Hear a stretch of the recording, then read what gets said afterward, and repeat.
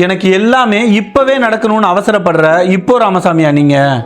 இந்த ஒரு உண்மை உங்களுக்கு தெரிஞ்சிச்சுன்னா இனிமே வாழ்க்கையில எந்த ஒரு விஷயத்துக்கும் அவசரப்படவே மாட்டீங்க. இன்னைக்கு விஸ்டம் வெட்னஸ்டேக்காக உங்க கூட பேசிட்டு இருக்கிறது ஹரிமணிகண்டன். விவசாயத்துல ஈடுபாடு இருக்கிற இளைஞன் ஒருத்தன் தன்னோட அப்பா கிட்ட போய், அப்பா நான் விவசாயம் பண்ண போறேன், நமக்கு இருக்கிற நிலத்துல எனக்கு கொஞ்சம் இடம் கொடுங்கன்னு கேட்கிறான். சின்ன வயசுல இருந்து எல்லாத்துக்கும் அவசரப்படுற குணம் உள்ள தன் மகனுக்கு ஒரு டெஸ்ட் வச்சு பாடம் சொல்லி கொடுக்கணும்னு முடிவு பண்ண அந்த அப்பா தன்னோட மகன் கிட்ட சொல்றாரு, 1 ஏக்கர் இல்ல, நமக்கு இருக்கிற 100 ஏக்கரும் உனக்கு தான். ஆனா அதுக்கு நான் வைக்கிற டெஸ்ட்ல நீ பாஸ் பண்ணணும். சரின்னு சொல்றான் அவர் மகன். அடுத்த நாள் அவனுக்கு 1 சென்ட் நிலத்தை கொடுத்து கையில ஒரு மாங்கொட்டையும் கொடுத்து, இந்த விதைய வச்சு 5 அடியில ஒரு மரம் வளர்த்து காட்டு, அதுக்கப்புறம் என்கிட்ட வான்னு சொல்றாரு. சந்தோஷமா அதை வாங்கிட்டு போய் அப்பா கொடுத்த நிலத்தோட நடுவுல ஒரு பெரிய குழி பறிச்சு அந்த மாங்கொட்டையை விதைக்கிறான். அடுத்தடுத்த நாட்கள் தண்ணி ஊத்துறான். 1 வாரம் ஆகியும் அந்த விதை துளிர் விடல. இப்ப அவனுக்கு ஒரே டென்ஷன். 1 வருஷத்துக்குள்ள 5 அடி மரமா வளர்ந்து நிக்கும்னு பார்த்தா இது என்ன 1 வாரம் ஆகியும் எதுவுமே நடக்கலன்னு புலம்ப ஆரம்பிச்சான்.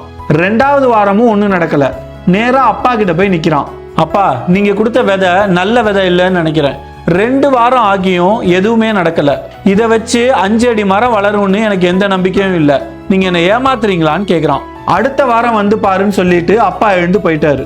அடுத்த 1 வாரத்துல குட்டி குட்டியா 3-4 இலைகள் மேல வருது. அவனுக்கு சின்னதா சந்தோஷமும் வருது.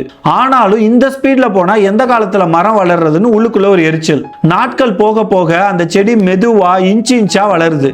வேற வழியே இல்லாம தினமும் தண்ணி ஊத்துறது, தேவைப்படுறப்போ உரம் வைக்கிறதுன்னு அதை பராமரிச்சான். ஒரு கட்டத்துல அதோட அவனுக்கு ஒரு நல்ல பாண்டிங் வர தொடங்குச்சு.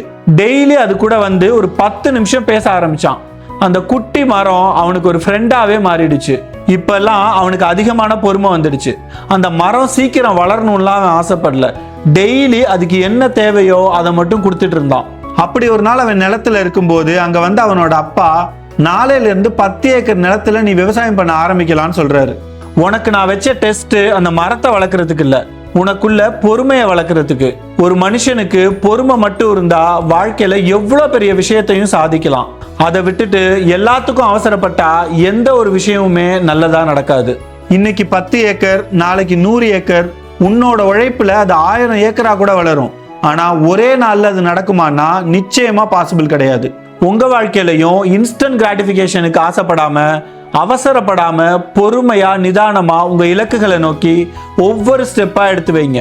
அப்பப்ப தேவைப்படுறப்ப சின்னதா ஒரு ஸ்பீட் எடுத்துக்கலாம். ஆனா அவசரம் வேணவே வேணாம். கொஞ்சம் யோசிச்சு பாருங்க.